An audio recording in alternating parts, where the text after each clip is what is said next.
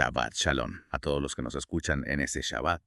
Bienvenidos a nuestro estudio semanal de las Parashot o porciones de la Torá, dirigidos por Moré Claudio Holguín. Shabbat Shalom. Comenzamos con la Parashá Vayehí, donde descubriremos el legado de Jacob y sus hijos, con un enfoque especial en Yeshua HaMashiach. Un tema fascinante. Vayehí comienza con Jacob acercándose a su fin y su deseo de ser enterrado en Canaán, no en Egipto. ¿Por qué crees que esta petición era tan importante para él? A simple vista parece solo nostalgia, ¿no? Es mucho más profundo que eso. Imagínate tener que decidir dónde quieres ser enterrado sabiendo que representa la conexión con tu tierra y tu legado. Ese entierro en Canaán no es solo un deseo, es una declaración. Distingue la verdadera patria de Israel, la salvaguarda contra la idolatría de Egipto, y prefigura la futura resurrección en la tierra prometida. Es un acto de fe que trasciende su propia muerte. Wow, eso le da una perspectiva completamente nueva. Es como si estuviera plantando una bandera declarando su fe en las promesas de Dios para su descendencia.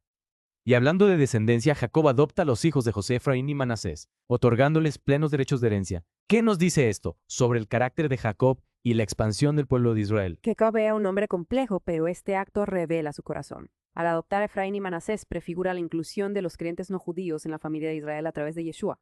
Es un eco de la promesa hecha a Abraham, una multitud de naciones bendecidas a través de su descendencia. Es increíble cómo un solo acto puede tener tantas capas de significados. Y hablando de actos significativos, Jacob bendice a cada uno de sus hijos, pero lo hace de una forma particular, ¿no? Es como si estuviera profetizando sobre sus futuros. Cada bendición es un tapiz tejido con simbolismo e historia. Judá, por ejemplo, recibe el cetro prefigurando la realeza davídica y finalmente a Yeshua. Las luchas de Simón y Leví con la ira nos muestran las consecuencias de las pasiones descontroladas. ¿Qué te llama la atención de estas bendiciones? Me intriga cómo, a pesar de que Manasés era el mayor, Jacob bendice a Efraín por encima de él. Parece ir en contra de la tradición, ¿verdad? ¿Qué significado tiene esto para nosotros hoy? Esa aparente anomalía subraya la elevación profética de Efraín, cuyos descendientes se convertirían en una plenitud de naciones.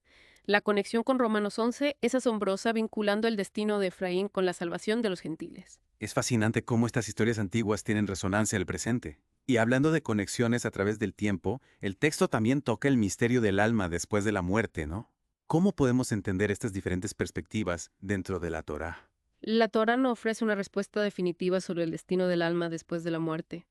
Algunos textos sugieren la inconsciencia, mientras que otros apuntan a la continuidad. Este espacio para la interpretación ha enriquecido el debate teológico durante siglos. Es interesante cómo la Torá nos invita a explorar estas preguntas sin imponer una única respuesta. Y hablando de explorar, me gustaría profundizar en la historia de José. Al final de la parashá, José pide a sus hermanos que le prometan llevar sus huesos fuera de Egipto cuando llegue el momento. ¿Qué importancia tiene este pedido en el contexto de la fe de José? Es un detalle que a menudo pasa desapercibido, pero es crucial. José en su lecho de muerte no pide riquezas ni poder, solo que recuerden la promesa de volver a la tierra de sus ancestros. Imagínate la fuerza de esa convicción. Es un recordatorio de que la fe no se trata solo de creer, sino de actuar en base a esa creencia incluso en la muerte. Es un legado poderoso. Exactamente. Y lo que es aún más fascinante es que este acto, el de pedir que sus huesos sean llevados a Canaán, es el único que se destaca como ejemplo de la fe de José en Hebreos 11. Eso me deja pensando, ¿por qué crees que es así? ¿Qué nos dice esto sobre la naturaleza de la verdadera fe? Es una pregunta que invita a la reflexión. Creo que nos enseña que la verdadera fe no se trata solo de creer en las promesas de Dios, sino de vivir de acuerdo con esa creencia. Incluso cuando no vemos resultados inmediatos, la fe de José no se basa en lo que puede ver, sino en la promesa de un futuro que solo Dios puede garantizar. Es una lección poderosa para todos nosotros. La fe de José nos inspira a confiar en Dios incluso en medio de la incertidumbre y la adversidad. Y hablando de su fe, ¿qué podemos aprender de la historia de José que nos ayuda a comprender mejor la misión y el mensaje del Mesías? Esa es la clave. La historia de José no es solo un relato del pasado, es una sombra profética de lo que vendría con Yeshua. José fue traicionado por sus hermanos, vendido como esclavo y luego elevado a una posición de poder en Egipto. De manera similar, Yeshua el Mesías ben Yosef fue rechazado por su propio pueblo, humillado y crucificado, pero luego resucitado y exaltado a la diestra de Dios. Es una conexión asombrosa. Y ambos, José y Yeshua, fueron instrumentos de salvación para su pueblo. Y para el mundo entero, José salvó a Egipto de la hambruna, y Yeshua nos salva del pecado y de la muerte. Es una tipología poderosa que nos ayuda a comprender mejor la misión y el sacrificio de Yeshua. Precisamente. Y no podemos olvidar la importancia del regreso de los huesos de José a Canaán. Es un símbolo del futuro recogimiento de las tribus dispersas de Israel y su restauración final en la tierra prometida. Un acto cargado de significado mesiánico. Los huesos de José enterrados en Siquem nos recuerdan la promesa de Dios de reunir a su pueblo y establecer su reino eterno. Y esta promesa se extiende a todos los que creen en Yeshua, tanto judíos como gentiles. Somos injertados en el olivo de Israel, como dice Pablo en Romanos 11, y participamos de la misma esperanza de redención y restauración. La historia de José nos enseña que Dios es fiel a sus promesas y que su plan de salvación abarca a toda la humanidad. Exactamente. Y hablando de promesas, volviendo a las bendiciones de Jacob a sus hijos, hay una que se utiliza hasta el día de hoy en la ceremonia de Kabbalat Shabbat. Te refieres a la bendición que Jacob pronuncia sobre Efraín y Manasés. Que Dios te haga como Efraín y Manasés. No sabía que se usaba en el Kabbalat Shabbat. Si los padres judíos bendicen a sus hijos varones con esas palabras cada semana a recibir el Shabbat, Kabbalat Shabbat es la ceremonia que marca el inicio del día sagrado, un momento para desconectar del mundo y conectarnos con la presencia divina. Es increíble cómo las palabras de Jacob siguen resonando en los hogares judíos miles de años después. ¿Y por qué crees que Efraín y Manasés fueron elegidos como modelos para esta bendición? ¿Qué los hace tan especiales? Hay varias razones. A pesar de que el menor fue puesto sobre el mayor, nunca hubo rivalidad entre ellos. A pesar de ser criados en un ambiente pagano, mantuvieron su fe en el Dios de Israel y su identidad judía. A pesar de vivir fuera de la tierra prometida, nunca perdieron la esperanza de regresar. Son ejemplos poderosos de fidelidad, perseverancia y amor a su herencia. ¿Sus historias nos inspiran a vivir nuestras vidas con la misma convicción y esperanza? Es cierto. Y hablando de esperanza, no podemos olvidar la promesa que José hace a sus hermanos antes de morir. Le recuerda la promesa de Dios de llevarlos a la tierra prometida y les pide que lleven sus huesos con ellos cuando eso suceda. Es un acto de fe extraordinario, especialmente considerando que José nunca vio el cumplimiento de esa promesa en vida. Y en Hebreos 11, este acto es el único que se destaca como ejemplo de la fe de José. Es cierto, lo habíamos mencionado antes, pero no deja de sorprenderme. Creo que nos enseña que la verdadera fe no se trata solo de creer en las promesas de Dios, sino de vivir de acuerdo con esa creencia incluso cuando no vemos resultados inmediatos. Es una lección poderosa para todos nosotros. Es como si la fe de José fuera un mapa no solo para el regreso físico a la tierra prometida, sino también para nuestro propio viaje espiritual. Exactamente. La fe de José nos inspira a confiar en Dios incluso en medio de la incertidumbre y la adversidad, y a recordar que sus promesas siempre se cumplen aunque no sea nuestro tiempo. Y hablando del cumplimiento de las promesas, la historia de José prefigura la venida del Mesías, especialmente en su papel de Ben Yosef, el hijo de José. ¿Podríamos hablar un poco más de esa conexión? Por supuesto.